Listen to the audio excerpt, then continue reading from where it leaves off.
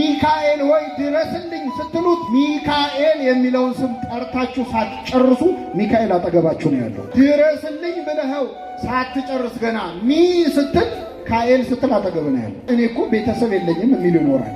እኔ እኮ ወንድም የለኝም የሚል ይኖራል። እህት የለኝም፣ አባት እናት ሞተውብኛል የሚል አለ። እንደ አባት እንደ እናት ሥላሴን፣ እንደ ወንድም እንደ እህት መላእክትን እግዚአብሔር ሰጥቶናል። አልሰጠንም? ሰጥቶናል። ከኛ ጋር ናቸው። በዚህ ደስ ይበላችሁ።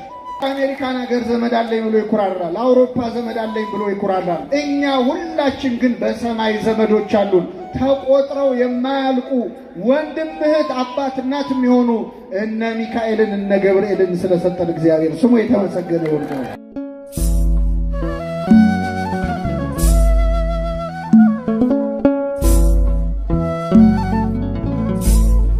እግዚአብሔር ሰላምታ እንደምናመሻችሁ እንደምናመሻችሁ።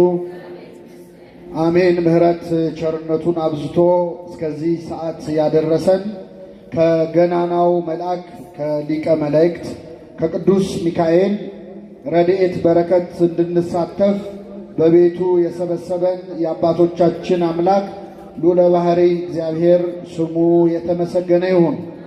እንኳን አደረሳችሁ። እንደ እግዚአብሔር ቅዱስ ፈቃድ በሚኖረን አጭር የትምህርት ጊዜ በመዝሙረ ዳዊት መዝሙር 33 በቅንፍ 34 ከቁጥር 7 ጀምሮ ተጽፎ በሚገኝ የመጽሐፍ ቅዱስ ኃይለ ቃል ተነስተን ዛሬ ስለምናከብረው ስለ ሊቀ መላእክት ስለ ቅዱስ ሚካኤል በአጠቃላይ ስለ መላእክት እንማራለን።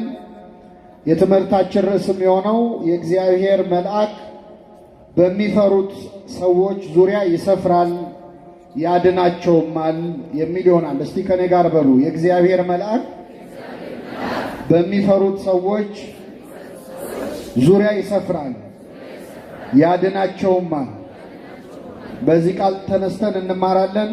ለአባቶቻችን ለነቢያት፣ ለአባቶቻችን ለሐዋርያት፣ ለአባቶቻችን ለሐዋርያውያን አበው ለሊቃውንት በጉባኤያቸው ተገኝቶ ምስጢሩን ጥበቡን ገልጦ ያስተማረ አምላካችን እኛንም በቸርነቱ እንዲያስተምረን እንዲመክረን የሚረባንን የሚጠቅመንን ነገር እንዲሰጠን የእርሱ ቅዱስ ፈቃድ ይሆንልን።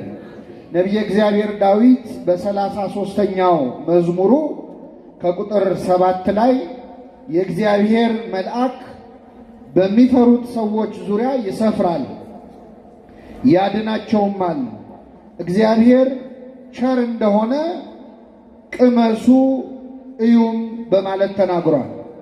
ነቢየ እግዚአብሔር ዳዊት በዚህ ንግግሩ ምንም እንኳን አጭር አረፍተ ነገር ቢሆንም በውስጡ በጣም ብዙ መልእክትን የያዘ ነው። የመጀመሪያ ከዳዊት ቃል የምንማረው የእግዚአብሔር መልአክ የሚለውን ቃል ነው። እስኪ በሉ የእግዚአብሔር መልአክ። ቅዱስ ሚካኤል የማን መልአክ ነው? ምዕመናን፣ እኛ ኦርቶዶክሳውያን እኛ ክርስቲያኖች ሚካኤልን ገብርኤልን በአጠቃላይ መላእክትን የምናከብራቸው መላእክት ስለሆኑ አይደለም፣ በተፈጥሯቸው መልአክ በመሆናቸው አይደለም። አሁን ዛሬ ጧፍ አብርተን በዚህ ስፍራ ተሰብስበን በዓሉን የምናከብርለትን ሚካኤልን የምናከብረው ሚካኤል መልአክ ስለሆነ አይደለም። የማን መልአክ ስለሆነ ነው? ምዕመናን፣ ሚካኤልን እንድናከብር ገብርኤልን እንድናከብር የሚያደርገን በተፈጥሯቸው መላእክት ስለሆኑ የክንፋቸውን መዘርጋት የግርማቸውን ማማር አይተን አይደለም። መላእክትን እንድናከብር የሚያደርገን የእግዚአብሔር መልአክ መሆናቸው ነው። ለዚህ ነው ነቢየ እግዚአብሔር ዳዊት የእግዚአብሔር መልአክ በሚፈሩት ሰዎች ዙሪያ ይሰፍራል፣ ምን ይላቸዋል አለ? ያድናቸዋል አለ። ሚካኤል ገብርኤል የእግዚአብሔር መላእክት ናቸው። መልአክ ሆነው የእግዚአብሔር ያልሆኑ እኮ አሉ ምዕመናን። ለምሳሌ ሰይጣን በተፈጥሮ መልአክ ነው። አጋንንት በሙሉ መላእክት ናቸው። እናንተ ርጉማን ከኔ ወግዱ ለሰይጣንና ለመላእክቱ ወደ ተዘጋጀላቸው ወደ ዘላለም እሳት ሂዱ ይላል። ለሰይጣንና ለምኑ? ለመላእክቱ። ሰይጣን በተፈጥሮ መልአክ ነው። ሲፈጠር መልአክ ሆኖ ነው የተፈጠረው፣ ግን ወደቀ። ምናልባት ከኛ መሃል አሁን እዚህ አንዳንድ ሰው እግዚአብሔር እንደው ምን አለ ሳይቸግረው ሰይጣንን ፈጥሮ ከሚያሰቃየን ምን አለ እንደው ሰይጣንን ባይፈጥረው ብላችሁ አታውቁ? አንዳንድ ሰው ይላል ምን ነው ሰይጣንን ባይፈጥረው? እግዚአብሔር ሰይጣንን አልፈጠረም። ክርስቲያኖች እግዚአብሔር ሰይጣንን አልፈጠረም። ሰይጣንን የፈጠረው እግዚአብሔር አይደለም። ሰይጣንን የፈጠረው ራሱ ሰይጣን ነው። እግዚአብሔር የፈጠረው ሳጥናኤል ወይም ሰማልያል የሚባል ቅዱስ መልአክ ነው። በራሱ ተነሳሽነት ራሱን ያቆሸሸ ያረከሰ ከመልአክነት ወደ ዲያብሎስነት የቀየረው ማን ነው? ከኔ ጋር ናችሁ ምዕመናን? አሁን አንዲት ሴት ልጅ ብትወልድ ልጇ አድጎ ሌባ ቢሆን ይቺ ሴት የወለደችው ልጅ ነው ሌባ ነው? መልሱልኝ። ልጅ ነው። ሌባ የሆነው ማን ነው? ራሱ ነው። በራሱ ተነሳሽነት እግዚአብሔር ፍጹም አድርጎ ነው ዲያብሎስን ማን ነው ሳጥናኤልን የፈጠረው። በትንቢተ ሕዝቅኤል ምዕራፍ 34 ላይ ከተፈጠርክበት ቀን አንስቶ እስከ በደልክበት ጊዜ ድረስ በመንገድህ እንከን የሌለብህ ፍጹም ነበርክ ይላል። ቅዱስ አድርጎን የፈጠረው የሰማዩን መጋረጃ የሚይዝ አሐዜ መንጦላዕት ቅሩበ መለኮት ለመለኮት የቀረበ የእግዚአብሔርን የብርሃን መጋረጃ የሚይዝ መልኩ ያማረ የተቀደሰ መልአክ አድርጎን የፈጠረው ራሱን ወደ ረከሰ መልአክ የቀየረው ራሱ ዲያብሎስ ነው። ተቀድሶ ከመርከስ እግዚአብሔር በቸርነቱ ይጠብቀን። ስለዚህ መላእክትን የምናከብራቸው መላእክት ስለሆኑ ሳይሆን የማን መላእክት ስለሆኑ ነው? እግዚአብሔር የኔ ብሎ የሚጠራቸው ናቸው። ሚካኤል መልአክ ነው። የማን መልአክ ነው? ሲጠራውም በዚህ በኦሪት ዘጸአት ምዕራፍ 32 ላይ ራሱ እግዚአብሔር ሲናገር በመንገድህ ይጠብቅህ ዘንድ ወዳዘጋጀሁልህ ስፍራ ያስገባህ ዘንድ እኔ መልአኬን በፊትህ እልካለሁ ይላል። ምንን በፊትህ እልካለሁ? መልአኬ ይለዋል። አያችሁ፣ በፊትህ ይጠብቅ ዘንድ መልአኬን እልካለሁ። በፊቱ ተጠንቀቁ፣ ቃሉንም አድምጡ። ስሜ በእርሱ ስለሆነ ኃጢአት ብትሰሩ ይቅር አይልምና እንዳታስመርሩት ይላል እግዚአብሔር። ልብ አድርጉ። እግዚአብሔር የኔ ብሎ የሚጠራቸው እነ ሚካኤል እነ ገብርኤልን የምናከብረው መልአክ ስለሆኑ ሳይሆን የማን መልአክ ስለሆኑ ነው? የእግዚአብሔር። አንዱ ባለቅኔ ለመልአክን አከብሮ ይላሉ። መልአክን ክንፉን ስለዘረጋ አይተን ክንፉን አይተን አናከብረውም። ምክንያቱም ወፍና ትንኝም ምን አላቸው? ክንፍ አላቸው። ወበሲበቱ ለሰብ ይናከብሮ ቀዲሙ። ሰውንም ደግሞ ሽበቱን አይተን ዝም ብለን አናከብረውም። እንጨትና ድንጋይም ሲቆዩ ምን ያወጣሉ? ይሄ እንኳን ይቅር መሰለኝ። መላእክትን የምናከብራቸው በክንፋቸው አይደለም።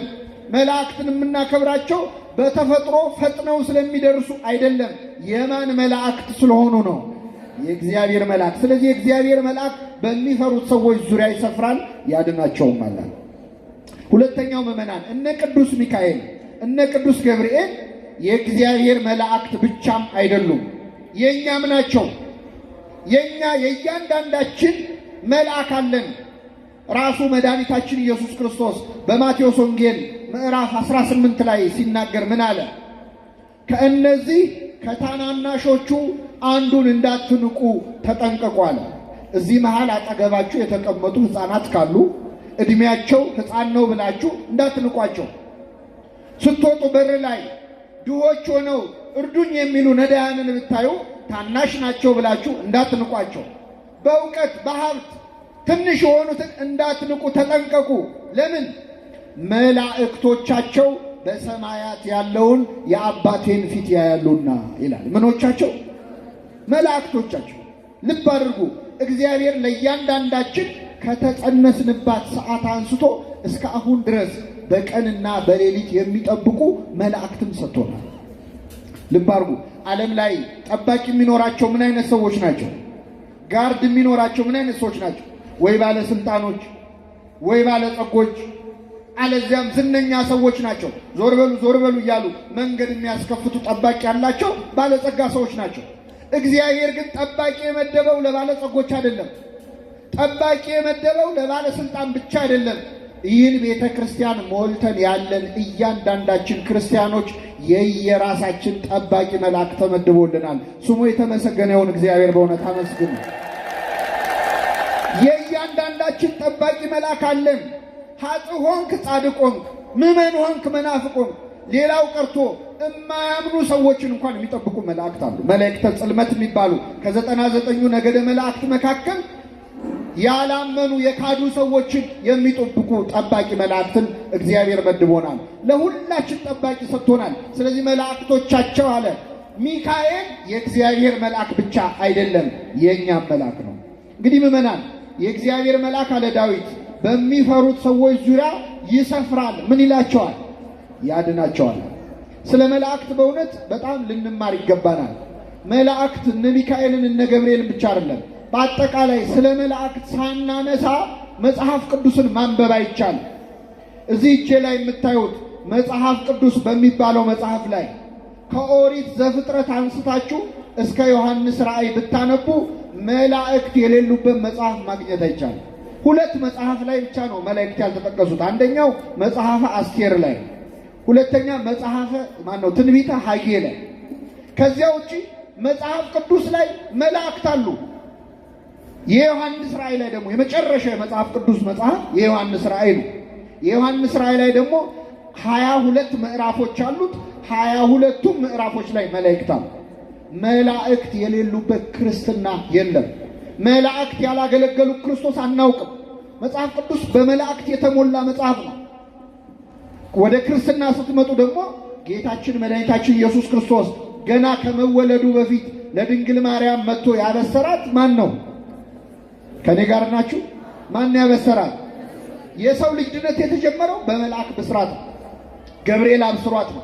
ክርስቶስ ሲወለድ በቤተልሔም ግርግም ውስጥ በተወለደ ጊዜ ስብሐት ለእግዚአብሔር በሰማያት እያሉ ለእግዚአብሔር ዝማሬ ያቀረቡት ቅዱሳን መላእክት ናቸው። ልብ አድርጉ። ያለ መላእክት ዝማሬ ክርስቶስ አልተወለደም። በገዳመ ቆሮንቶስ ለ40 ቀንና ለ40 ሌሊት ጾሞ በዲያብሎስ ተፈትኖ ድል ባደረገ ጊዜ መላእክትም ቀርበው አገለገሉት ነው የሚለው። መላእክት ያላገለገሉት ክርስቶስ መላእክት የሌሉበት ክርስትና የለም። ከሁሉም በዕለተ ዓርብ መድኃኒታችን ኢየሱስ ክርስቶስ ከመሰቀሉ ከአንድ ቀን በፊትም የመላእክት አገልግሎት በግልጽ ታይቷል። በዚህ በማቴዎስ ወንጌል በሉቃስ ወንጌል ምዕራፍ 22 ላይ ጌታችን ጌቴሴማኒ በተባለው የአትክልት ቦታ ተጨንቆ ተንበርክኮ ሲጸልይ ነበር ይላል። ላቡ ይወጣ ነበር ከመጨነቁ ብዛት፣ ከላብም አልፎ ደም ይወጣው ነበር። አንድ ሰው በጣም ሲጨነቅ ያልበዋል። ጭንቀቱ ሲበዛ ላቡ እየጨመረ ይመጣል። ከመጠን በላይ ሲጨነቅ ግን አንድ ሰው በላብ ፈንታ ደም ይወጣዋል። ይህንን የሕክምና ሰዎች ይገልጹት። ሄማቶድሮሲስ የሚባል አንድ ኬዝ አለ የሕክምና። አንድ ሰው በጣም ሲጨነቅ በላብ ፈንታ ደም ሊወጣው ይችላል። ክርስቶስ ስለኛ የተጨነቀው ደም እስኪወጣው ድረስ ተጨንቆ ሳለ ይላል ከሰማይም የሚያበረታው መልአክ ታየው።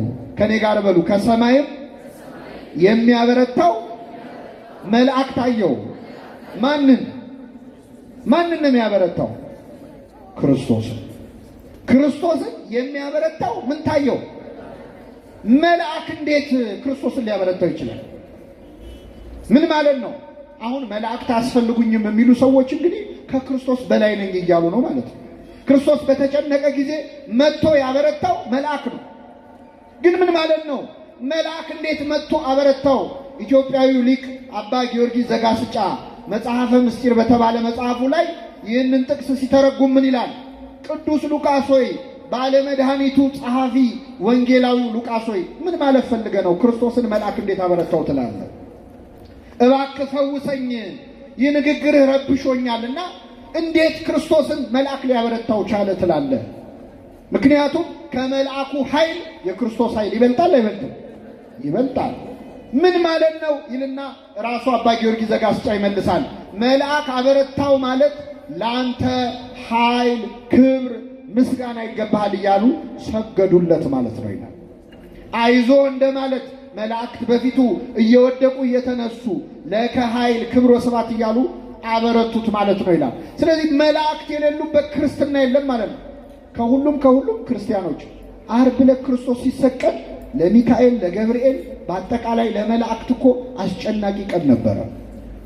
ይህን ታውቃላችሁ? ክርስቶስ በተገረፈበት በተሰቃየበት ዕለት ለመላእክት ለማየት የሚያስጨንቅ ቀን ነበረ። ዛሬ ሌሊቱን አባቶቻችን በማህሌት አይሁድ ጌታን በሰቀሉበት ጊዜ ሚካኤል አርመመ፣ ሚካኤል ዝም አለ፣ ገብርኤል ደግሞ ተደነቀ ተገረመ ሲሉ ነው ያደሩ። እውነት ነው።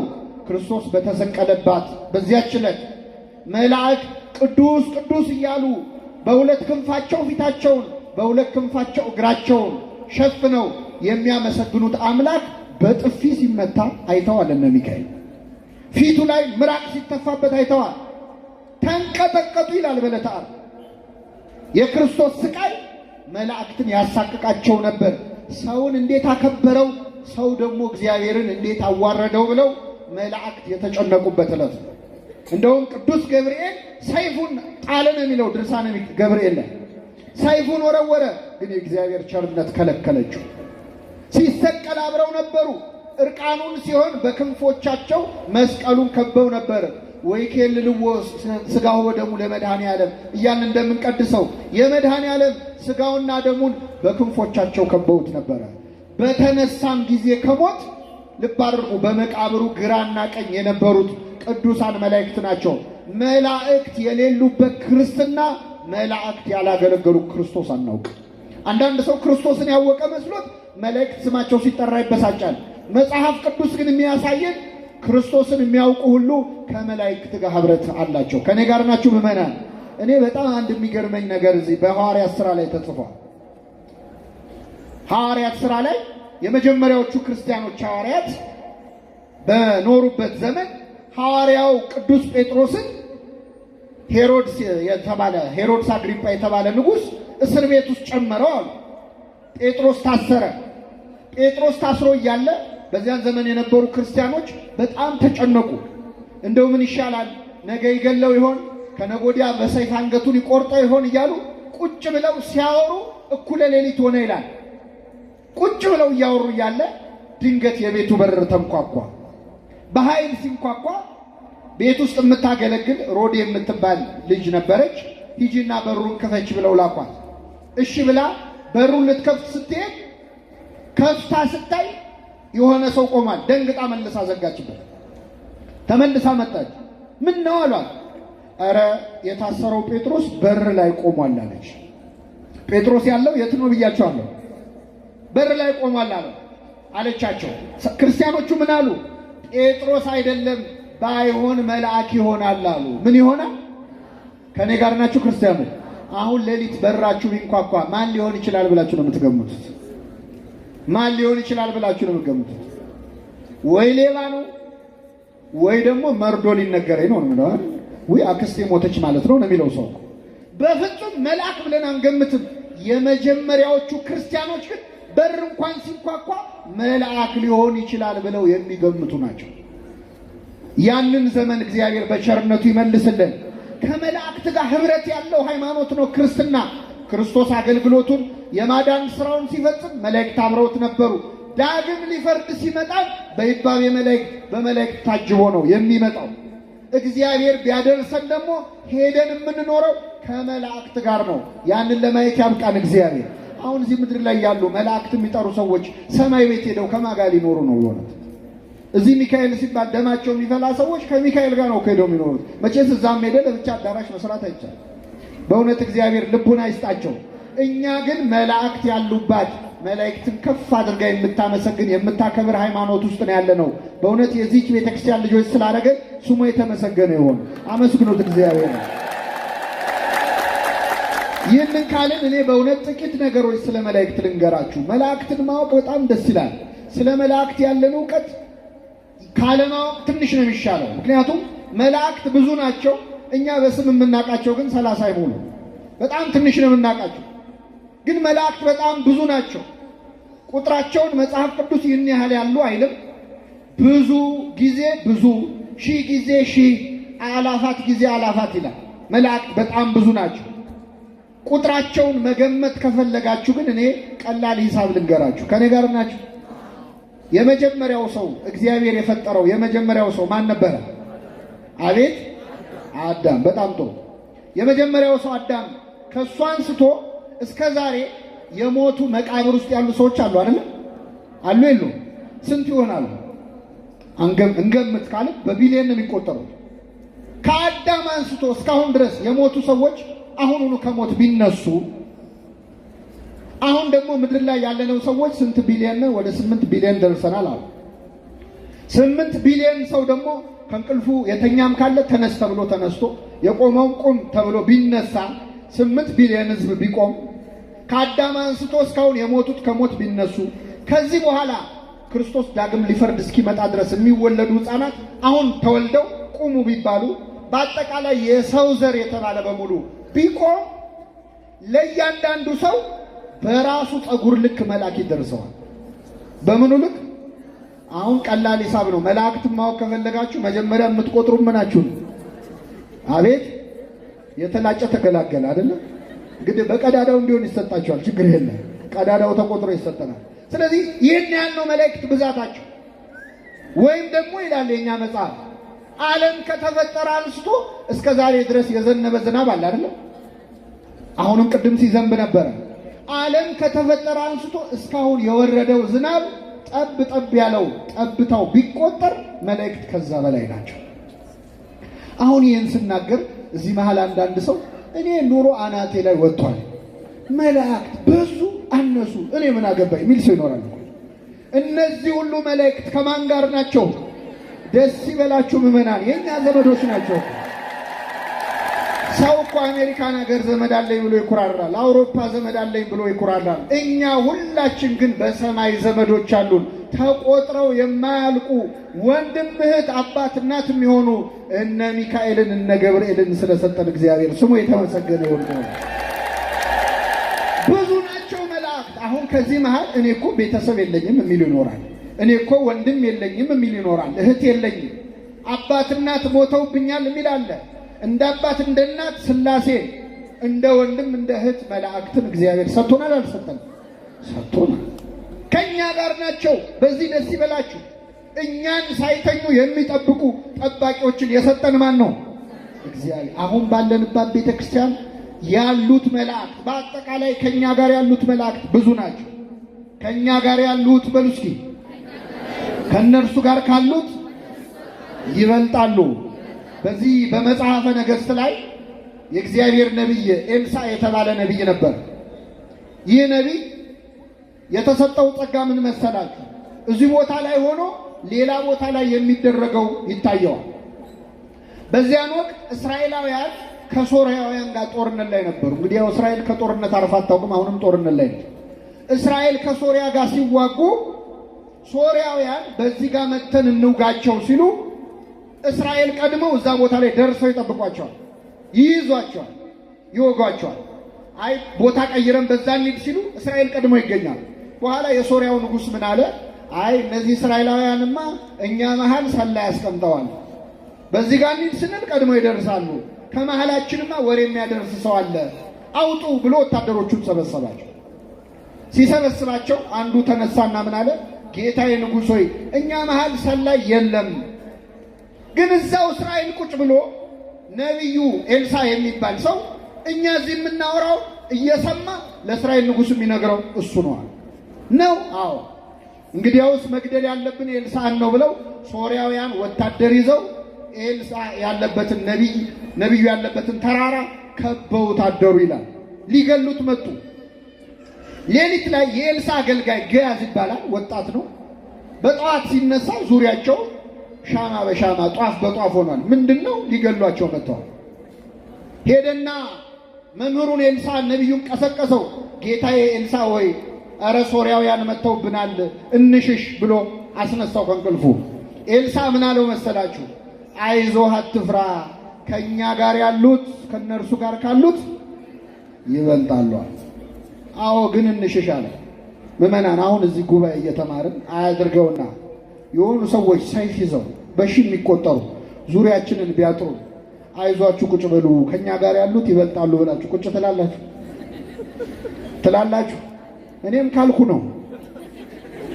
እኔ ጉባኤ ብለው ነው የጠሩኝ። ምንም አውቀው ነገር የለም ልል ይችላል። በእውነት ከፈተና ይሰውረን። ከአቅም በላይ መፈተን ከባድ ነው። ትዝ ይላችኋል። እኔ እንግዲህ ያደግኩት እዚሁ ደብር ነው። እዚህ ያለው ቤተክርስቲያን በፊት ወህኒ ቤት ነው የነበረው። ወህኒ ቤት አንድ የተፈጸመ ታሪክ ልንገራችሁ። አንድ ፕሮግራም መሪ እንግዲህ ወህኒ ቤት ከርቸሌ ሚካኤል አልነበረ?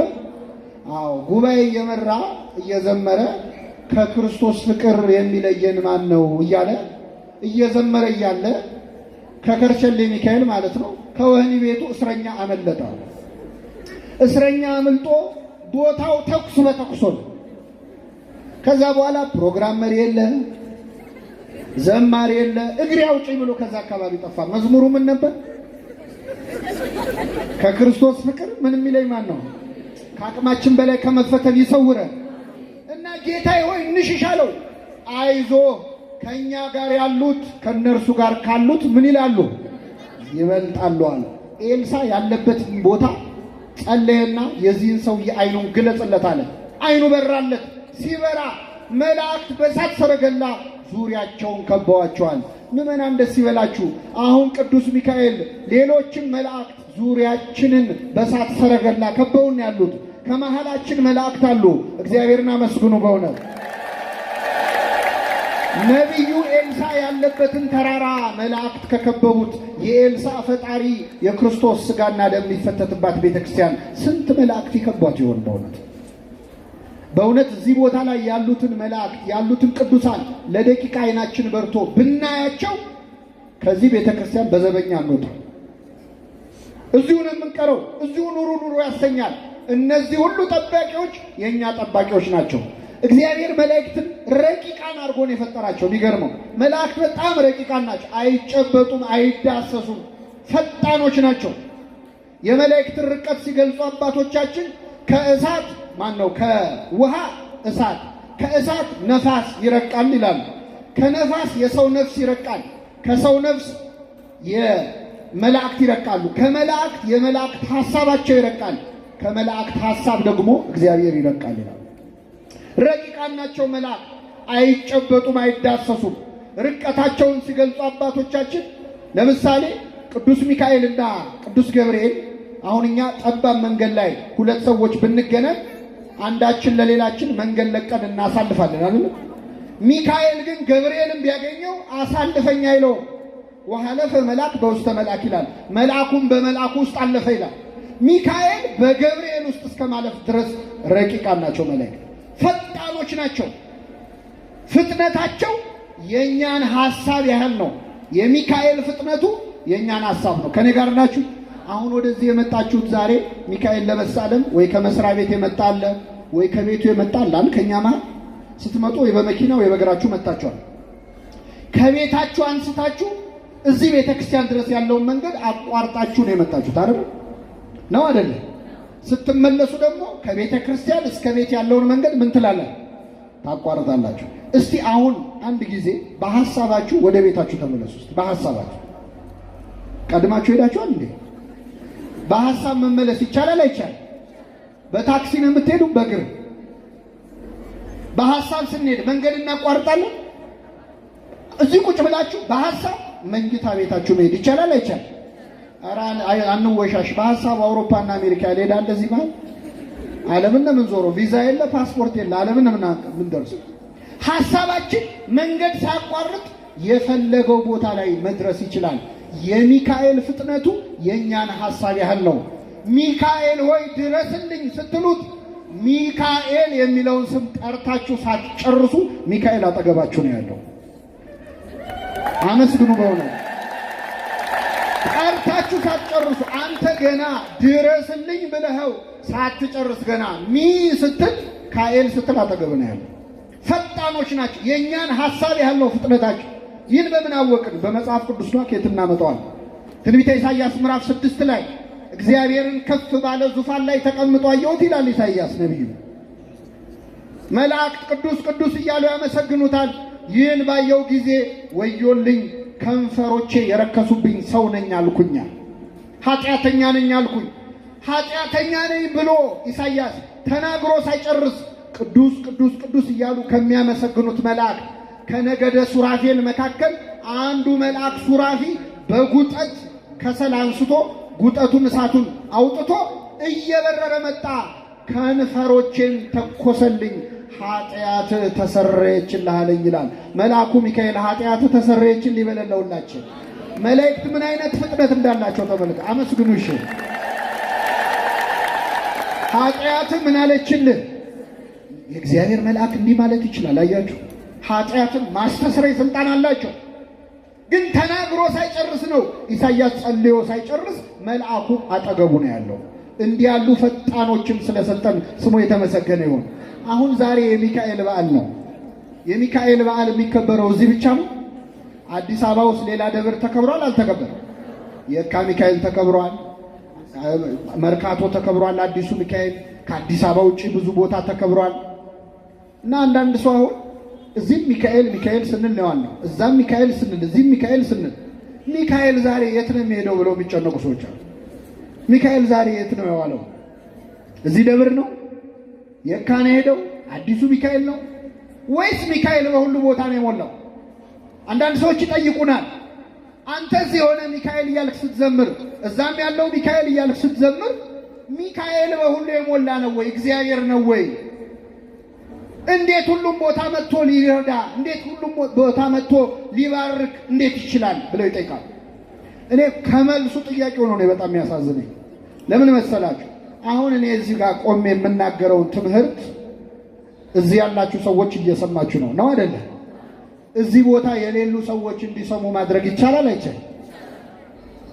ዓለም ላይ ያለው ሁሉ ህዝብ እንዲሰማ ማድረግ ይቻላል አይቻልም? በምን? በስልካችን አይደል? በኢንተርኔት በስልካችን። ስልኩን የሰራው ማን ነው? እግዚአብሔር እንዳትሉ በለመዳፋችሁ። ስልኩን የሰራው ማን ነው? ሰው ነው። ሰው በሰራው ስልክ እኔ ኃጢአተኛው እዚህ ጋር ቆሜ የምናገረውን ንግግር ዓለም እንዲሰማ፣ እኔ ደግሞ ለዓለም ሁሉ እንድደርስ ማድረግ ይቻላል አይቻልም? ሰው የሰራው ስልክ ዓለምን መድረስ ከቻለ እግዚአብሔር የሰራው ሚካኤል ዓለምን መድረስ ይችላል አይችልም? ከሰው ስራ የማን ስራ ይበልጣል? እንዴት ነው የምናየው ራሳችንን? እስቲ በእውነት እንዴት አይነት አስተሳሰብ! አንዱ መልአክ ሚካኤል ብዙ ቦታ መድረስ ይችላል። ርዕሳችን ምንድን ነው? የእግዚአብሔር መልአክ በሉ እስኪ። በሚፈሩት ዙሪያ ይሰፍራል። የማን መልአክ? መልአኩ ስንት ነው? አንድ ነው አይደል? የእግዚአብሔር መልአክ እግዚአብሔርን በሚፈሩት ሰዎች ዙሪያ ይሰፍራል። እግዚአብሔርን የሚፈሩት ሰዎች ስንት ናቸው? ጥቂት ናቸው ወይስ ብዙ ናቸው? የት ነው የሚኖሩት? ቡልጋሪያ ሚካኤል ብቻ ነው የሚኖሩት? እግዚአብሔርን የሚፈሩ ሰዎች ሁሉ በዓለም ሁሉ ነው የሚኖሩት። መልአኩ ስንት ነው? እግዚአብሔርን የሚፈሩ ሰዎች ስንት ናቸው? ብዙ ናቸው። የእግዚአብሔር መልአክ አለ ዳዊት እግዚአብሔርን በሚፈሩ ሰዎች ዙሪያ ምን ይላል? ይሰፍራል፣ ያድናቸውማል። አንዱ መልአክ ምድርን ሊሞላት ይችላል። በሁሉ የሞላ ነው ወይ? አላልንም። እኛ ሚካኤል በዓለም ሁሉ የሞላ ነው አላልንም። በዓለም ሁሉ የሞላ ማብቻ ነው እግዚአብሔር። በአካል በሁሉ ቦታ አለ። መላእክት ግን በጸጋ በረድኤት በሁሉ ቦታ ይገኛሉ። እንደምናስበውም ትልቅ አይደለንም። በነገራችን አንዱ መልአክ ብቻውን እኮ ለአንድ ሀገር ይበቃል። በክንፋቸው እኮ ይጋርዳሉ አንድን ከተማ መላእክት።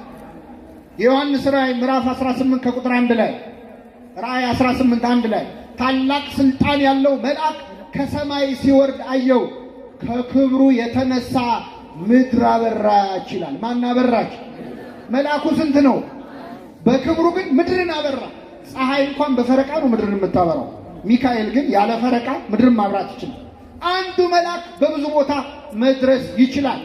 በረድኤት በጸጋ ሊጠብቁን ሊራዱን ይችላሉ ማለት። ስለዚህ አሁን ዛሬ ቅዱስ ሚካኤል እኔ በጣም የሚገርመው ሰዎች አሁን ዛሬ ሚካኤልን ስናከብር እዚህም ሚካኤል እዛም ሚካኤል ትላላችሁ፣ ሚካኤል ስንቱ ጋር ይደርሳል የሚሉ ሰዎች ይችን ጥያቄ ለሰይጣን ሲሆን ግን አይጠይቁ።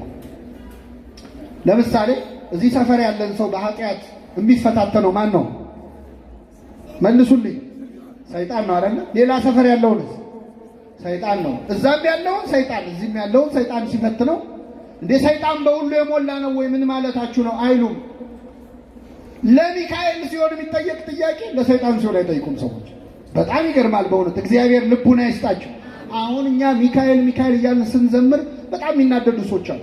ለምንድን ነው ስለ ሚካኤል የምትዘምሩት የሚሉ ሰዎች ራሳቸው መዝሙራቸው ላይ ግን ጠላቴ ሆይ እያሉ ይዘምራሉ። ጠላት ማን ነው? ጠላት ዲያብሎስ። ጠላቴ ሆይ ደስ አይበል የሚል መዝሙር ይዘምራል። ጠላት ዲያብሎስ። ሰይጣን ደስ አይበል ብሎ ከመዘመር ሚካኤል ወይ ደስ ይበል ብሎ መዘመር ይሻላል አይሻልም? ይሻል። ሰይጣን ከኔ ወግድ ከኔ ዞር በል የሚል መዝሙር የሚዘምሩ ሰዎች ስለ ሚካኤል ሲነሳ ይነደዳሉ። ሰይጣን ከኔ ዞር በል ከማለት ናና ሚካኤል ናና ብሎ መዘመር ይቻላል አይቻልም? አመስግኑ ቅዱስ ሚካኤልን። ወደ ሁላችን ይምጣ። እኛ ስለ ሰይጣን መዝሙር አናውቅም። በእውነት ለሰይጣን ግጥም የለንም። ለሚካኤል ግን ገና እንጽፋለን፣ ገና እንዘምራለን፣ ገና እናመሰግናለን። ከአላፋት መላእክቱ ጋር አብሮ ለመዘመር ስለሆነ ህብረታችን። ዳዊት መላእክቱን እያነሳ ሲዘምር አይተነዋል። መላእክቱ ሁሉ አመስግኑት ፈቃዱን የምትሰሙ መላእክቱ እንዳለ ቅዱሳን መላእክቱን እያነሳሳን መዘመር ማመስገን ከመጽሐፍ ቅዱስ የተማርነው ነው በእውነት። ስለዚህ ነቢዩ ምን አለ? የእግዚአብሔር መልአክ በሚፈሩት ሰዎች ዙሪያ ይሰፍራል። ምን ይላቸዋል? እኔ 3 ነገሮች ልንገራችሁና አጠቃልላለሁ። ብዙ ሰዎች መላእክትን በተመለከተ የሚሳሳቱት አንድ ስህተት አለ። ጥያቄ ሲበዛብንም እየተሸማቀቅን የምንፈጥረው አንዳንድ ሰዎች መላእክት ማለት ልክ እንደ ሮቦት አድርግ የተባሉትን ከማድረግ ውጪ የራሳቸው ነፃነት የሌላቸው የሚመስላቸው ሰዎች አሉ። ሚካኤል አድርግ የተባለውን ነው እንጂ እሱ በራሱ ምን ማድረግ ይችላል? ገብርኤል አድርግ የተባለውን ነው እንጂ እሱ ምን ማድረግ ይችላል? የሚሉ ሰዎች አሉ። እግዚአብሔር ለሰው ልጅ የሰጠውን ነፃ ፈቃድ ለመላእክት ሊነሳቸው አይችልም። ቅድም የጠቀስኩላችሁን ጥቅስ ድጋሚ ላንሳው። በዚህ ምክንያት በመንገድህ ይጠብቅህ ዘንድ ወዳዘጋጀሁልህ ስፍራ ያስገባህ ዘንድ እኔ መልአኬን በፊትህ ምን እላለሁ? እልካለሁ ካለ በኋላ ምን አለ? ከኔ ጋር በሉ፣ በፊቱ ተጠንቀቁ። አይሰማም? ቃሉንም አድምጡ። ስሜ በእርሱ ስለሆነ ኃጢአት ብትሰሩ ይቅር አይልምና እንዳታስመርሩት። ማን ነው እንዲህ ያለው? እግዚአብሔር። በፊቱ ተጠንቀቁ አለ እግዚአብሔር። በሚካኤል ፊት ተጠንቀቁ፣ በገብርኤል ፊት ተጠንቀቁ አለ። ለምን? ቃሉንም አድምጡ፣ የመልአኩን ቃል አድምጡ። ለምን? ስሜ በእርሱ ስለሆነ አለ። ምስለ ስመ ልዑል ዘተሳተፈ፣ ከልዑል ስም ጋር ለተሳተፈው ስምህ ሚካኤል ሰላም እንላለን። ሚካኤል፣ ገብርኤል፣ ኡራኤል ለምን ነው አይደል? ኤል የማን ስም ነው? ስለዚህ ስሜ በእርሱ ስለሆነ ኃጢአት ብትሰሩ ይቅር አይልምና እንዳታስመርሩታል። መላእክት ኃጢአትን ይቅር ማለትም አለማለትም ስልጣን ከማን ተሰጥቷቸዋል? ይሄን እንግዲህ ባለቤቱ ነው ያለው። ስለዚህ የተባሉትን ከማድረግ ውጭ መብት የሌላቸው የሚመስለው ሰው በጣም የተሳሳተ በበለዓም ታሪክ ይህንን አይተናል። በለዓም የተባለ የእግዚአብሔር ነቢይ በመንገድ እየሄደ የእግዚአብሔር መልአክ ከመንገድ ተቋቋመው ይላል። በለዓም አላየው፣ አህያው ግን አየችው። አይታ ከመንገድ ፈቀቅ አለች። በለዓም በጣም ተበሳጨ፣ ወረደና አህያይቱን መታት ይላል። መልአኩ ለአህያዋ አዝኖ ራቀ ከዛ አካባቢ። ድጋሚ ጠባብ መንገድ ላይ መልአኩ በለዓምን አስቆመው። በለዓም ተበሳጨ። አህያይቱ የበለዓምን እግር ከግድግዳ ጋር ስታጣብቀው ወረደና በዱላ ደበደባት። በጣም ሲቀጠቅጣት እግዚአብሔር ለአህያዋ አዝኖ የአህያዋን አንደበት ከፈተው ይላል።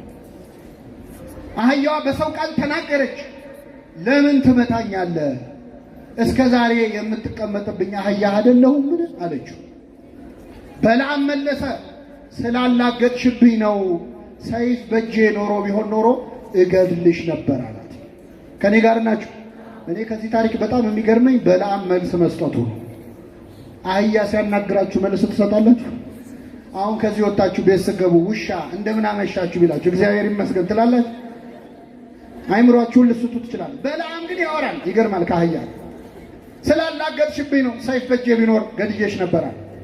ይህን ጊዜ እግዚአብሔር ዓይኑን ከፈተለት ይላል። የበለዓም ዓይን ሲከፈት የተመዘዘ ሰይፍ ይዞ የእግዚአብሔር መልአክ ከፊቱ ቆሟል። በለዓም ልክ ዓይኑ ሲበራ መልአኩን አየው፣ በግንባሩ ተደፋና ሰገደለት ይላል። እግዚአብሔር ዓይናችንን ያብራልን። ሰው ለሚካኤል ለገብርኤል የጸጋ ስግደት ለማቅረብ ዓይኑ መብራት አለበት። መልአኩ ታዲያ ምን አለው? በለዓም ሆይ አህያይቱ አይታኝ ፈቀቅ ባትል ኖሮ እገድልህ ነበረ አለ። ምን ልህ ነበረ? መላእክት አያችሁ፣ ሁኔታውን አይተው ኮንዲሽናሊ የመወሰን መብት አላቸው። ሶስተኛ ልጨምርላችሁ። ቅዱስ ገብርኤል ዘካርያስ ጋር መጣ። ዘካርያስ ሆይ አትፍራ፣ ሚስትህ ኤልሳቤጥ ወንድ ልጅን ትወልድልሃለች አለው። እንዴት ይሆናል አለ። ገብርኤል ምን አለው? እኔ በእግዚአብሔር ፊት የምቆመው ገብርኤል ነኝ። ተራ መልአክ መሰልኩ ወይ? እንዴት የኔን ቃል ትጠራጠራለህ? በእግዚአብሔር ፊት የምቆም እኮ ነኝ አለውና ይህንን የምስራች እንድሰብክልህ ከእግዚአብሔር ዘንድ ተልኬ ነበረ። የምስራች ልነግርህ የተላኩት፣ ነገር ግን በጊዜው የሚፈጸመውን ቃሌን ስላላመንክ ዲዳ ትሆናለህ አሉ። ምን ይህን ስላላመን? አያችሁ፣ ገብርኤል የምስራች ሊነግረው መጣ። ሲያየው አላመነም። ስለዚህ ዲዳ አደረገው። መላእክት አይተው መወሰን፣ አይተው መፍረድ ስልጣን ከማን ዘንድ አላቸው? ከእግዚአብሔር ዘንድ አላቸው። የእግዚአብሔር መልአክ በሚፈሩት ሰዎች ዙሪያ ይሰፍራል ያድናቸውማል ይላል። ያድናቸውማልን ተርጉሜ ልውረድ። ያድናቸውማል በሉ እስኪ። መላእክት ያድናሉ አያድኑም ይላል መጽሐፍ ቅዱስ። ምን እናድርገው እንግዲህ? የእግዚአብሔር መልአክ በሚፈሩት ሰዎች ዙሪያ ይሰፍራል ያድናቸዋል ይላል። መላእክት ያድናሉ። የመላእክት ማዳን ግን ከክርስቶስ ማዳን ጋር ጨርሶ አይገናኝም። ክርስቶስ በመስቀል ላይ ስጋውን ቆርሶ ደሙን ያፍሶ ያዳነንን ማዳን መላእክት ሊያድኑን ይችላሉ? አይችሉም። እሱ ከሰማይ ወደ ምድር የወረደው መላእክት ሊያድኑ ስላልቻሉ ነው። አኮ በመልአክ ዋኮ በተንባል፣ በመልአክ አይደለም በአማላጅ አይደለም፣ እሱ ራሱ መጥቶ አዳነን ነው የሚለው። ማንም ሊያድነን የማይችለውን ማዳን ክርስቶስ በመስቀል ላይ አድኖናል። ይህንን ማዳን ፍጡራን ሊያድኑን አይችሉምም፣ አልቻሉም። ከዛ ውጭ ግን መላእክት ያድናሉ። ከጊዜያዊ ችግር ያድናሉ፣ ከበሽታ ያድናሉ፣ ከህመም ከችግር ያድናሉ። ለምን? የእግዚአብሔር መልአክ በሚፈሩት ሰዎች ዙሪያ ይሰፍራል። ምን ይላቸዋል ተብሏል? ያድናቸዋል ተብሏል። መላእክት ያድናሉ ማለት ይፈጥራሉ ማለት አይደለም። መላእክት የማዳን ኃይላቸውን የሚያገኙት ከእግዚአብሔር ዘንድ ነው። በባህሪው የማዳን ኃይል የእግዚአብሔር ነው። ፍጡራን ካዳኑን የማዳን ኃይላቸውን የሚያገኙት ከማን ነው? ለምሳሌ አሁን በእጃችሁ እሳት የያዛችሁ ጧፍ የያዛችሁ ሰዎች አላችሁ። እሳት ብንነካው ያቃጥላል አያቃጥልም? ያቃጥላል። እንጨት ብንነካ ያቃጥላል አያቃጥልም? እንጨቱን እሳት ውስጥ ከተነው በደንብ ከተቀጣጠለ በኋላ ብንነካው ያቃጥላል አያቃጥልም? ስለዚህ እንጨቱ ማቃጠል የቻለው ከምን ጋር ስለተገናኘ ነው? ከእሳት ጋር። እሳት በባህሪው ያቃጥላል፣ እንጨት አያቃጥልም። እንጨት ከእሳት የማቃጠል ባህሪን ይወስዳል። በባህሪው ማዳን የሚችል እግዚአብሔር ነው። ፍጡራን በራሳቸው ማዳን አይችሉም። የማዳን ኃይልን ግን ለፍጡራን ማን ሊሰጣቸው ይችላል? ኃይል የእግዚአብሔር ነው። በሉ እስኪ ማዳን አታቋትም? እቺ መዝሙር ኃይል የእግዚአብሔር ነው። እኔ ብዙ ጊዜ ፌዴራል ፖሊስ ስናይ ነው ይሄን መዝሙር የምንዘምረው። እኔ ምን እንዳገናኘው አላውቅም። ፖሊስ ሲያይ ሰው ኃይል የእግዚአብሔር ነው ይላል። እስኪ እንደው ዛሬ ፖሊስ ሳታዩ በሉት ኃይል የእግዚአብሔር ነው። ማዳን ማዳን በራሱ የማን ነው? መላእክት፣ ቅዱሳን፣ ጻድቃን፣ እመቤታችን፣ ሚካኤል፣ ገብርኤል ያድናሉ። የማዳን ኃይላቸውን የሚያገኙ ከማን ዘንድ ነው? ሐዋርያት ሥራ ምዕራፍ 4 ላይ ከቁጥር 12 መዳን በሌላ በማንም የለም እንድንበት ዘንድ ከሰማይ በታች የተሰጠን ስም ኢየሱስ ክርስቶስ የሚለው ነው ይላል። ይህን ቃል የተናገረው ሐዋርያው ቅዱስ ጴጥሮስ ነው። ጴጥሮስና ዮሐንስ ሊጸልዩ ወደ ምኩራብ ሄዱ ይላል። ወደ ምኩራብ ሲሄዱ ከምኩራቡ በር ላይ አንድ ድሃ እግሩ ሽባ ሆኖ ከመሬት የተኛ እባካችሁ እርዱኝ፣ መጽውቱኝ ብሎ ለመናቸው። ይህን ጊዜ ቅዱስ ጴጥሮስ ወደዚህ በሽተኛ ዞረና ወደኛ ተመልከት አለው። ወደኛ ምን በል? ወደ ቅዱሳኑ ስንመለከት ምን እንደሚመጣ ተመልከቱ። ወደኛ ተመልከት። ብርና ወርቅ የለንም፣ ያለንን ግን እንሰጥሃለን። በናዝሬቱ በኢየሱስ ክርስቶስ ስም ተነሳና ተመላለስ አለ። ያ ሰውዬ ወዲያውኑ ዳነ። ወደ መቅደስ ገብቶ አብሯቸው እግዚአብሔርን አመሰገነ ይላል። አሁን ይህ ሰውዬ ሲድን ይገርማቸዋል። አይሁድ ምን አሉ? ጴጥሮስና ዮሐንስን አሰሯቸውና ሸንጎ መሃል አቀረቧቸው፣ ፍርድ ቤት አቀረቧቸው። እንዴት ልታድኑ ቻላችሁ? ምን አድርጋችሁ ነው ይህን ሰው እያዳናችሁት? አስጨነቋቸው። ጴጥሮስ ምን አለ? በምን እንድናድን ትፈልጋላችሁ? ሰቅላችሁ በገደላችሁት በናዝሬቱ በኢየሱስ ክርስቶስ ስም ነው ያዳነው። በምን ልናድን እንችላለን? መዳንም በሌላ በማንም የለም። እንድንበት ዘንድ የተሰጠን ስም ኢየሱስ ክርስቶስ የሚለው ስም ነው። ቅዱስ ጴጥሮስ ያዳነው በማን ስም ነው? በክርስቶስ። አሁን ሚካኤል ያድናል አያድንም? በማን ስም? ሚካኤልን አግኝታችሁ ብትጠይቁት መዳን በሌላ በማንም የለም ነው የሚላችሁ። እኔም ማድነው በእግዚአብሔር ስም ነው። ድንግል ማርያም ታድናለች በማን ስም? በእግዚአብሔር ስም። መዳንም በሌላ በማንም የለም። አሁን ይህን ጥቅስ ድንግል ማርያምን ሚካኤልን ለመተቸት የሚጠቅሱ ሰዎች መዳን በሌላ እኮ ነው የሚለው። ድንግል ማርያም ሌላ ነች፣ ሚካኤል ሌላ ነው እንዴ? እነሱማ የእግዚአብሔር ናቸው። መዳን በሌላ በማንም የለም። የምንድንበት ስም ኢየሱስ ነው። የመላእክት ማዳን የእግዚአብሔር ማዳን ነው። በመላእክት አድሮ እግዚአብሔር ማዳን ይችላል አይችልም? ያለ መላእክት ማዳንስ ይችላል አይችልም? ይችላል። መላእክት ግን ያለ እግዚአብሔር ማዳን ይችላሉ? አይችሉም። ይሄ ነው ሃይማኖታችን። የመጨረሻ አንድ ነገር ልጠይቃችሁና ልውረድ። ብዙ ጊዜ እኛ መላእክትን ስናመሰግን አማላጅነታቸውን ስንጠይቅ የሚከፋቸው አንዳንድ የዋህ ሰዎች፣ ክፋትም ያለባቸው ሰዎች አሉ። ከሚጠይቁን ጥያቄ ብዛት እንደው ነፃነታችንን እናጣለን። ስለዚህ እኔ አንድ ጥያቄ ልጠይቃችሁ። አሁን አንድ ሰው እዚህ ሚካኤል ቤተክርስቲያን መጥቶ ዛሬ በበዓሉ ቅዱስ ሚካኤል ሆይ ከእግዚአብሔር ዘንድ በተሰጠ ስልጣን በተሰጠ የአማላጅነት ስልጣን አማልደ ከዚህ በሽታዬ አድነኝ ብሎ ተስሎ ይህ ሰውዬ ከበሽታው ዳነ። ይህንን ሰውዬ ያዳነው ማን ነው? ሚካኤል ነው ወይስ እግዚአብሔር? መልሱልኝ። በጣም ጥሩ፣ ልክ ናችሁ። ያዳነው ማን ነው? በጣም ጥሩ። ሌላ ታሪክ ልንገራችሁ ከመጽሐፍ ቅዱስ። ጻድቁ ኢዮብ የተባለ ሰው። ኢዮብ በጣም ብዙ መከራ የወረደበት ሰው ነው። ኢዮብ መከራ ሳይወርድበት በፊት መላእክት በእግዚአብሔር ፊት ለመቆም መጡ ይላል። የእግዚአብሔር መላእክት እግዚአብሔር ፊት መጥተው ቆሙ። ሰይጣንም አብሯቸው ሊቆም መጣ። በቆሙበት እግዚአብሔር ሰይጣንን ከወዴት መጣህ አለው ይላል። ሰይጣንም መለሰ፣ ዓለምን ዞርኳት ተመላለስኳት አለ። ሰይጣን ዓለምን ምን አለ? ዞርኳት አለ። እኛ ስንማር ትምህርት ቤት ድሮ ዓለምን የዞረ ማጅላን ነው አይደል? ግን ሰይጣንም ዞሮ አለካ። አያችሁ፣ ዓለምን ዞርኳት ተመላለስኳት አለ። አሁን ሰይጣን ዓለምን የሚዞረው ለጥሩ ነገር ነው ለክፉ ነገር ነው? ለክፉ ነገር። ሰይጣን ዓለምን ለክፉ ነገር ከዞረ ሚካኤል እኛን ለመታደግ ይዞራል አይዞርም? ዞርኳት ተመላለስኳት። ባሪያዬን ኢዮብ አየኸው አለው እግዚአብሔር። እንዴት አይነት ቅን ሰው እንደሆነ ጻድቅ እንደሆነ ባሪያዬን ኢዮብን አየኸውን አለ። አዎ አይቼዋለሁ። ቅን ባይሆን ጻድቅ ባይሆን ነው የሚገርመው። ምን አጎደልክበት? ሀብት ሰጥተኸዋል፣ 10 ልጆች ሰጥተኸዋል፣ ጤና ሰጥተኸዋል። ባያመሰግን ነው የሚገርመው። ከነዚህ አንዱን ብታጎድልበት ግን ይሰድብሃል አለ። ሂድ የወደድከውን አድርግበት አለው እግዚአብሔር። የወደድከውን አድርግበት፣ ሕይወቱን ግን እንዳትነካ አለው። እሺ አለ ሰይጣን። መጣና የኢዮብን ሀብት ንብረቱን አወደመበት።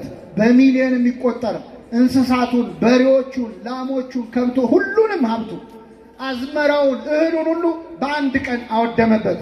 ወሬ ነጋሪ ሮጦ መጥቶ ለኢዮብ ሀብት ወደመ አለው። እግዚአብሔር ሰጠ። የእግዚአብሔር ስም ምን ያለ ይሆናል? አቤት ኢዮብ እንዴት ጻድቅ! አሁን ዛሬ እዚህ ጉባኤ ላይ ሞባይላችሁ ቢጠፋ እግዚአብሔር ሰጠ እግዚአብሔር ነሳ ትላላችሁ? ምን ነው ምን አረኩ ቤት መጥቼ ምን ነው አይደል? ኢዮብ ግን እግዚአብሔርን አመሰገነ። ከዛስ 10 ልጆቹ በአንድ ቀን ሞቱበት። ከባድ ነው። የልጅ ሞት ከባድ ነው። 10 ልጅ ሲሆን እንዴት ነው ሊከብድ? እንደው አንድ እንኳን ቢቀር ምን አለ? 10ም ሞቱ። ኢዮብ እንዴት አይነት ሰው ነው! እግዚአብሔር ሰጠ እግዚአብሔር ነሳ። ከዛስ ከራስ ፀጉሩ እስከ እግር ጥፍሩ በቁስል ተመታ። እግዚአብሔር ሰጠ እግዚአብሔር ነሳ አለ። አሁን ጥያቄ ልጠይቃችሁ። ኢዮብ ላይ መከራ ያወረደው፣ ሀብቱን ያወደመበት፣ ጤናውን ያሳጣው፣ ልጆቹን የገደለበት ማን ነው? እግዚአብሔር ነው ወይስ ሰይጣን? መልሱልኝ። እግዚአብሔር ነው ወይስ ሰይጣን? ቅድም አንድ ሰውዬ እዚህ መጥቶ ሚካኤል ቤተክርስቲያን ተስሎ ሚካኤል ከዚህ በሽታ አድነኝ በተሰጠ ስልጣን አለ። ይህ ሰውዬ ዳነ። ይህን ሰውዬ ያዳነው ማን ነው ስላችሁ ማን አላችሁ? ለሰይጣን ፍቃድ ሰጥቶ ኢዮብ ላይ መከራ እንዲያወርድ የፈቀደው ማን ነው? መጥቶ መከራ ወረደበት። መከራ ያወረደበት ማን ነው ስላችሁ ማን አላችሁ? ሰይጣን አላችሁ። ሰይጣን ሲሆን ሰይጣን የምትሉ ሰዎች ሚካኤል ሲሆን ምንድን ነው አፋችሁን የሚይዘው? ሚካኤል ስሙ እንዲጠራ ሰይጣን መሆን አለበት ወይ? ለማብራራት ልሞክር። ለሚካኤል ሰውን ከበሽታ እንዲያድን ስልጣን የሚሰጠው ማን ነው? ለሰይጣን በሰው መከራ እንዲያወርድ የሚፈቅድለት ማን ነው? የሁሉ አዛዥ የሁሉ ባለስልጣን ማን ነው? ሚካኤል እኛን ለማዳን ፍቃድ ጠይቆ መጥቶ ከበሽታ ያድነናል። ሰይጣን ደግሞ እኛን ለመፈተን ጠይቆ መጥቶ መከራ ያወርድብናል። ለሁለቱም ፍቃድ ሰጪው ማን ነው? ይህን እያወቅን ግን ኢዮብ ላይ መከራ ያወረደው ማን ነው ስላችሁ ማን አላችሁ? ሰይጣን ካላችሁ ይህን በሽተኛ የፈወሰው ማን ነው ስላችሁ ሚካኤል ማለት አለባችሁ። ምክንያቱም እግዚአብሔር ብትሉም ልክ ነው፣ ግን ለሁለቱም ስልጣን እንደሰጠ እያወቅን ሰይጣንን ክሬዲት እንደምንሰጠው ያህል ለመላእክትም መስጠት አለበት። እኔ በጣም የሚገርም ነው። ብዙ ጊዜ መላእክት ሲሆን ነው የምንጨነቀው። በጣም የሚያሳዝነው ለሰይጣን የምንሰጠው መብት እንኳን ለመላእክት አልሰጠንም። መላእክት እንዲያደርጉ፣ እንዲያዙ፣ እንዲያድኑ፣ እንዲረዱ ፍቃድ የሚሰጣቸው ማን ነው? ግን ለነሱ እንዲያደረጉ ስንል እግዚአብሔር አላደረገም ማለት አይደለም። ሰይጣን ኢዮብ ላይ መከራ ሲያወርድ እግዚአብሔር አልፈቀደለትም ማለታችን እንዳልሆነ መላእክት በተራዱም ጊዜ እነሱ አደረጉ ብንል እግዚአብሔር አላደረገም ማለት አይደለም። የሚራዱ የሚያድኑ መላእክትን ስለሰጠን ስሙ የተመሰገነ ይሁን። በጣም የሚገርመው የመጨረሻ አንድ ጥያቄ ልጠይቃችሁ። ሰይጣን መጥቶ እግዚአብሔር ፊት ቆሞ ፍቃድ ጠይቆ ኢዮብ ላይ መከራ አወረደ። ሰይጣን ክፉ ነው ወይስ መልካም ነው? መልሱልኝ። ክፉ ነው አይደለም? እርኩስ ነው፣ የረከሰ ነው። የረከሰው ሰይጣን እግዚአብሔር ፊት ቆሞ ጠየቀ፣ ለመነ፣ ይለምናል። ጌታችን ራሱ በወንጌል ምን አለ? የዮና ልጅ ስምዖን ሆይ ሰይጣን እንደ ስንዴ ሊያበጥራችሁ ለመነ ይላል። ሰይጣን የእኛን ሕይወት ለመበጥበጥ እኮ ይለምናል። እግዚአብሔር ከልክሎት ነው እንጂ ታውቃላችሁ፣ ሰይጣን ነፃነት ቢኖረው እዚህ ቤተክርስቲያን ቁጭ ብለህ የምትሳለም እንዳይመስል፣ የምትሰማ እንዳይመስል፣ በር ላይ ጠብቆ አንቆ ነው የሚጥልህ። የከለከለው ማን ነው? እግዚአብሔር። የእሱ ሀሳብ ብዙ ነው፣ አግዶት ነው። አሁን ዓለምን የሚበጠብጠው ትንሽ በተሰጠችው ፈቃድ ነው። ሙሉ ነፃነት ቢያገኝ ከቤታችንም አንወጣም፣ ተኝተንም አንነሳም ነበር እንደ ሰይጣን ክፉ ሀሳብ ቢሆን። ሰይጣን እንደ ስንዴ ሊያበጥራችሁ ለመነ ይላል። ስለዚህ ሰይጣን ይለምናል ማለት ነው። ለምኖ ደግሞ እግዚአብሔር ሰማው አልሰማው? ሰምቶት ኢዮብ ላይ የፈለከውን ነገር ምን በልበት አድርግበታል። ክፉን ሰይጣን፣ የረከሰውን ሰይጣን ለኢዮብ ክፉ ነገር አስቦ ሲለምን እግዚአብሔር እሺ ካለው ቅዱሱ ሚካኤል፣ ንጹሑ ሚካኤል፣ ትሑቱ ሚካኤል ለእኛ መዳን እግዚአብሔርን ሲለምን እግዚአብሔር ይሰማዋል አይሰማውም? ሰይጣንን ከሰማ ሚካኤልን እንዴት አይሰማም? ቅዱስ ሚካኤል ስለ ሁላችን እግዚአብሔር ፊት ቆሞ ይለምናል።